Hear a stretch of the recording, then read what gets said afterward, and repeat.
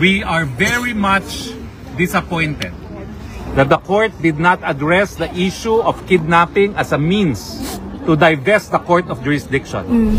We look up to the ICC as a model for international justice, and the fact that it has taken 2 days for a family member to see the accused, I think does not speak well of the practices of the court.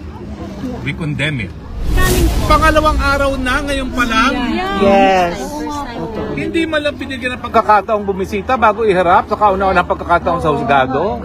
Sa Pilipinas hindi nangyayari yan. Totoo po yun. Dito pala sa Holland nangyayari yan. Totoo po. Well, good afternoon. Thank you. No?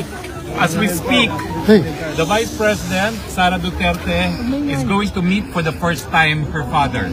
Okay. She has not had the occasion, and neither have I, had the occasion to meet with the President. Only Executive Secretary Medeldea, who accompanied him on the plane here, has had the opportunity to meet him this morning for less than an hour. I'm a bit disappointed at the practices of the ICC that has delayed the visit of a family member to an accused. Yes. We look up to the ICC as a model for international justice, and the fact that it has taken 2 days for a family member to see the accused, I think does not speak well of the practices of the court. We condemn it. Why does it take 2 days for a family member to visit an accused? That's unacceptable. Yes. Secondly, we are very much disappointed that the court did not address the issue of kidnapping as a means to divest the court of jurisdiction. Exactly. We think that the ICC should again set an example in promoting international justice, and when kidnapping is allowed as a means of acquiring jurisdiction over the jurisdiction of the accused, we think this too is a travesty of justice. Yes. We believe that at the earliest instance, the court should rule on the legality of kidnapping as a means of acquiring jurisdiction, and we cite the case of Ibrahim versus Minister, a decision of the Constitutional Court of South Africa, that the illegality of the arrest should divest courts of its jurisdiction. You cannot correct a wrong by committing another wrong. True. I think it is high time that the court clarify its position on this matter. It is unacceptable that we accept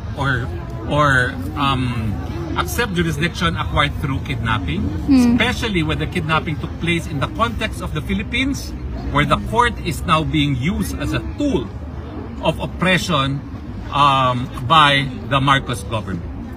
Yes. Now, the next hearing is on September 21, but before that, we would raise the issue of jurisdiction even on an earlier date, because we believe that the issue of jurisdiction, both on the implications of kidnapping as a means of divesting the court's jurisdiction, and whether or not the court has jurisdiction, despite the fact that preliminary examination was commenced 2 years after we had already withdrawn from our membership in the court, whether or not the court still has jurisdiction. We believe that confirmation of charges is relevant, particularly on the elements of the crime. But we would want that the issue of jurisdiction be ruled upon at an earlier date. Because as we know, if the court has no jurisdiction, pointless to proceed to confirmation of charges.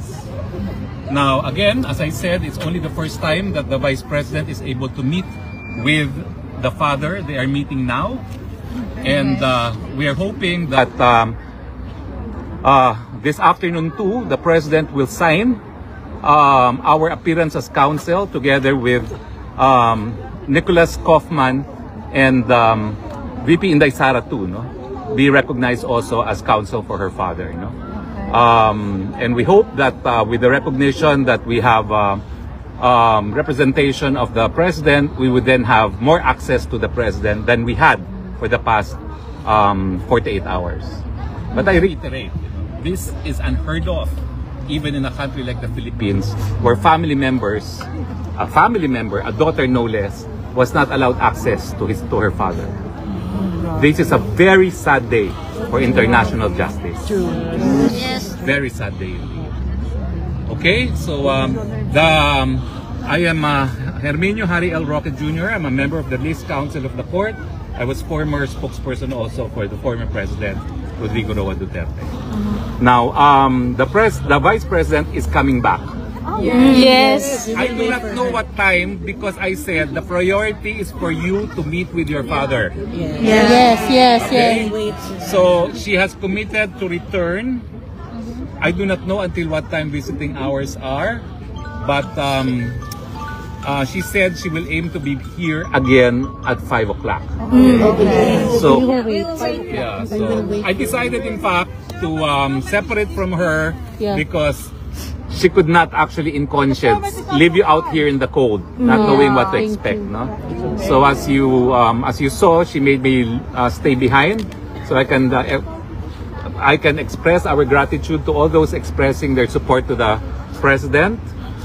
Siyempre po, no, nakita nyo naman na talagang may edad na ang Presidente ngayon at mukhang mahina na. No? Ang ninanais namin, madesisyon na i-issue ng jurisdiction sa malalo mabilis na panahon nang sa ganon siya ay makauwi na ng Pilipinas. No? Yes. Alam mo, ang sinabi niya talaga sa Villamor, mamamatay muna siya bago siya husgahan ng mga dayuhang Pero hindi tayo papayag nun. Kaya yung issue ng jurisdiction, gusto natin madesisyonan kaagad. Nang napauwi na siya. No? So, maraming salamat po. And yun nga po, antayin natin si Vice President Duterte. Mahigit kumulang alas 5 po siya makararating. Opo, Sir Harry. If you want to know, you have questions, please. Foreign media daw.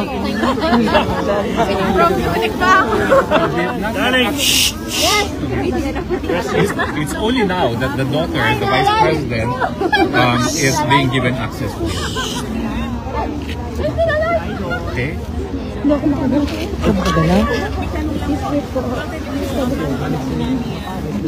Alam nyo, talagang napansin ko na yan. Although 6 na buwan na ako mula sa Pilipinas, no? Alam nyo naman kung bakit. Pero nung napansin ko yan, yung maisog rally sa Cebu, na inakay ko siya sa entablado, doon ko napansin na napakahina na niya kasi parang binuhat ko na siya. Talagang mahina na ang Presidente. Pero monitor naman po siya dito sa atin. Dito sa Netherlands. Hindi ko po alam kasi hindi nga namin nakita siya. Nakainom na po ba siya ng coke? Nangingi siya nun eh. Ay, hindi ko po alam kung ano talaga. Kayo mga taga-Netherlands, ihanda nyo mga sinigang na isda. Gusto nyo ba na munggo? At saka kung meron kayong tuyo, kasi yun, palagi may tuyo ang pagkain. Meron ako doon! My hair! At saka balbakwa, pero wag na masama sa kanya yung balbakwa. Tuyo at sinigang na tuyo. At saka ang paborito niya, yung sinigang sa miso ng mata ng tuna. Yan sa Netherlands. Pero kung gusto tayo kukuha ng mata ng... Gagawa po kami ng paraan. Gagawa kayo ng paraan. Ang alam ko, ganito ha, isang beses pa lang siya dinala ng pagkain, breakfast, di raw niya nakain. Dutch breakfast, baka Dutch breakfast po sila. Ang hanap nun, tiyo. Alam niyo ba minsan kung makain kami sa Malacanang, alam mo naman ako matakaw, buti nga pumapakain. Kumuha ko ng tuyo niya, ang sama ng tingin ko sa akin. Kaya alam ko kailangan niya ng tuyo, mga taga-Netherlands. Yes! Maganda tayo ng tuyo. Smoke mackerel! Gusto ko lang sabihin na thank you dahil napakabuti mo. Salamat po. Kaya nga po, God bless you po! Sir Harry, may question po ako, Sir Harry. Sa mga Pinoy na nandito po? Nagpapasalamat po kami, ha? Dahil alam mo, nagbibigay talagang pag-asa at lakas ni Presidente kay VP Sara yung patuloy ninyong pagsuporta sa kanya. All the way po. Sir Harry. Lalo na kanina, meron din mga demonstrators galing sa kabila. Okay na po yun. Ano na lang, di hamak, mas marami sila. Talo sila, talo sila. Marami kayo. Mas marami na yung mga Ngayon pa lang. Pagtakain nyo, pangalawang araw na ngayon pa lang. Yes. Hindi man lang binigyan ng pagkakataong bumisita bago iharap sa kauna-unang pagkakataong sa husgado. Sa Pilipinas, hindi mangyayari yan. Totoo po yun. Dito pala sa Holland, nangyayari yan. Totoo po yun. Dito lang sa ICC. Kasi po